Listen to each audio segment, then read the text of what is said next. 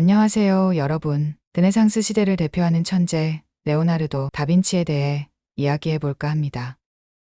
과학자, 화가, 발명가, 그리고 사상가였던 그는 한평생 호기심을 잃지 않고 다양한 분야에서 뛰어난 업적을 남긴 인물입니다. 오늘 이 영상을 통해 그의 삶과 작품 세계를 더 깊이 들여다보며 잘 알려지지 않은 작품들에 대해서도 함께 살펴보겠습니다.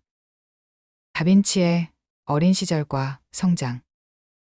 1452년 4월 15일 이탈리아 빈치 마을. 레오나르도 다빈치는 이탈리아 빈치 마을에서 태어났습니다. 피렌체 공화국내에서 사생아로 태어난 그는 정규 교육을 충분히 받지 못했지만 어릴 때부터 자연을 관찰하며 스스로 학습하는 뛰어난 능력을 발휘했다고 전해집니다. 아버지는 공증인이었고 어머니는 농민 출신으로 어린 다빈치는 주로 아버지의 집에서 자랐습니다. 일반적인 가정교육 대신 강물의 흐름, 나무의 성장, 동물의 움직임 등을 자세히 관찰하면서 자연 속에서 많은 시간을 보냈습니다. 이러한 경험은 그가 훗날 뛰어난 화가이자 과학자가 되는 밑바탕이 되었습니다. 다빈치는 어린 시절부터 그림 실력을 주목받아 피렌체의 저명 화가 안드레아 델 베로키오의 공방으로 들어가 본격적으로 예술을 배우기 시작합니다. 예술과 과학의 융합, 초기 작품과 대표작. 스테고지, 다빈치의 초기 작품 중 하나로 피렌체 우피치 미술관에 소장되어 있습니다. 이 작품은 천사 가브리엘이 성모 마리아에게 아기 예수를 잉태했음을 알리는 스테고지 장면을 섬세하게 묘사합니다. 이 작품의 특징은 천사의 날개 표현, 인물들의 자연스러운 자세와 배경 풍경에 드러나는 깊이감 등이 인상적입니다. 일부 연구자들은 이 베로키오의 영향도 남아있다고 보기도 하지만 이미 다빈치 특유의 섬세한 빛 처리와 사실적 표현이 엿보입니다. 모나리자. 모나리자는 오늘날 세계에서 가장 유명한 초상화로 꼽힙니다. 토마토 기법으로 인물의 윤곽선을 부드럽게 처리했고 몽환적인 미소에 대한 무수한 해석이 존재하죠. 정확한 모델이 누구인지, 다빈치가 얼마나 오랜 기간 작품을 수정했는지 등 여전히 미스터리가 많은 작품입니다. 최후의 만찬. 밀라노의 산타마리아 델레 그라치의 수도원 식당에 그려진 벽화입니다. 예수와 12제자의 마지막 식사를 그린 이 작품은 원근법을 극적으로 활용하고 등장인물 각각의 심리 상태가 사실적으로 표현되어 있습니다. 전통적인 프레스코 기법이 아닌 독자적인 방법을 사용한 탓에 작품 훼손이 심해졌다는 점이 아쉬움을 더합니다. 덜 알려진 작품들, 더욱 깊은 예술 세계. 동굴의 성모. 동굴의 성모는 루브르 박물관 소장본과 런던 내셔널 갤러리 소장본으로 두 가지 버전이 존재합니다. 성모 마리아, 아기 예수, 세례 요한, 그리고 천사가 어둑한 동굴 배경 안에 함께 있는 구도는 신비로운 분위기를 자아냅니다. 루브르 소장본은 초기 구상이 잘 드러난다고 평가받으며 빛과 그림자의 대비가 강렬합니다.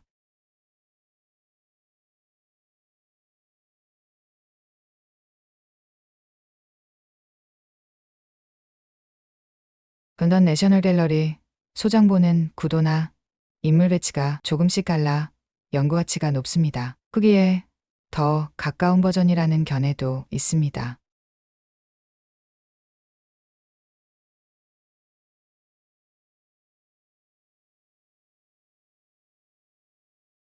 비트루비우스적 인간. 이 드로잉은 고대 로마 건축가 비트루비우스가 언급한 인간 신체 비례를 시각화한 작품으로 원과 정사각형 안에 뻗은 팔다리를 가진 인체를 표현합니다. 예술과 과학, 인문주의 사상이 융합된 르네상스 정신을 상징적으로 보여주는 중요한 자료입니다.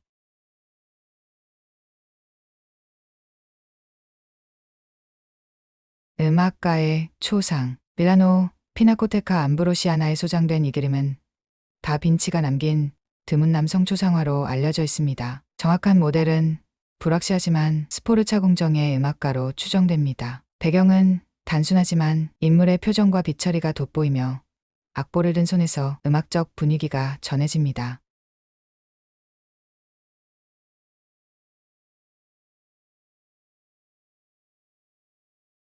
레이디이드 어마인. 폴란드 크라쿠프의 차르토리스키 박물관에 소장된 이 초상화는 루도비코 스포르차의 정부였던 체칠리아 갈레라니로 추정됩니다. 두제비는 순수함과 귀족적 이미지를 상징하는 동시에 포르차 가문과도 관련이 있다는 해석이 있습니다. 인물의 섬세한 표정과 동물의 디테일이 어우러져 다빈치의 관찰력과 표현력을 잘 보여줍니다.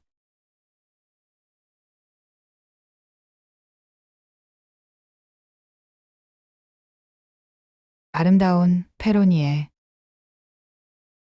루브르 박물관에 전시된 이 작품은 강렬한 시선과 또렷한 윤곽선이 특징입니다. 모나리자와 달리 잔잔한 미소가 없지만 다빈치 특유의 치밀한 관찰력과 사실주의적 표현이 여전히 살아있습니다. 모델에 대해서는 여러 설이 존재하나 스포르차 궁정의 여성일 가능성이 제기됩니다. 발명가로서의 다빈치. 다빈치는 단순히 화가에 머물지 않고 과학적 탐구와 발명에도 매진했습니다. 특히 새의 날갯짓을 연구해 헬리콥터의 원형, 비행 기계, 오토마타 기계, 수중호흡기, 군사장비 등에 대한 스케치를 남겼습니다. 시대의 한계로 인해 대부분 실현되지 못했지만 그의 공학적 아이디어는 현 시대 기술자들에게 영감을 주었으며 인류 최초의 과학적 발명 스케치라고 칭송받기도 합니다. 해부학과 과학적 탐구. 다빈치는 해부학 연구에서도 선구자적인 업적을 남겼습니다. 수많은 시신을 직접 해부해 뼈, 근육, 혈관 등을 세밀하게 관찰하며 노트에 상세한 스케치를 기록했고, 이는 의학뿐만 아니라 예술 표현에도 큰 전환점을 가져왔습니다. 경험은 모든 지식의 어머니라는 그의 철학은 이처럼 과학적 실험과 예술적 창작이 분리되지 않는다는 사실을 몸소 보여줍니다. 미완성 작품과 종교세 속의 경계. 성이 에로님스 등 다빈치가 완성하지 못한 작품들도 있습니다. 미완성 상태지만 인물의 표정과 해부학적 구조가 크게 주목받아 다빈치의 작업 과정을 엿볼 수 있는 귀중한 자료가 됩니다. 당시 예술가들은 교회나 귀족 후원을 받으며 주로 종교화를 제작했지만 다빈치는 그 안에서 인간의 감정 표현과 빛의 효과를 과감하게 시도했습니다. 이런 파격적인 접근은 후대 미술사 전반에도 깊은 영향을 끼쳤습니다. 레오나르도 다빈치의 유산과 현대적 의미. 1519년 다빈치는 프랑스 클로리스의 성에서 프랑수아 1세 왕의 후원을 받으며 생을 마감했습니다. 그러나 그의 노트와 작품들은 유럽 전역에 퍼져 예술, 과학, 공학, 해부학 등 다양한 분야에 획기적인 기여를 남겼습니다. 오늘날에도 그의 이름은 창의성과 혁신의 상징으로 남아있으며 르네상스 인간이라는 수식어가 전혀 과장이 아닙니다. 모나리자나 최후의 만찬뿐만 아니라 해부학 도면과 수많은 발명 스케치, 그리고 덜 알려진 회화 작품들까지 모두가 그의 다채로운 면모를 말해줍니다. 레오나르도 다빈치는 평생에 걸쳐 예술과 과학, 그리고 발명에 대한 호기심을 멈추지 않았습니다. 오늘 영상에서는 그가 남긴 대표작과 더불어 수테고지나 동굴의 성모 2버전, 비트루비우스적 인간, 그리고 여러 초상화와 해부학적 연구 등 좀 더 다채로운 측면을 살펴보았는데요. 이 영상을 통해 르네상스 시대에 대한 여러분의 이해가 조금 더 깊어졌길 바랍니다. 감사합니다.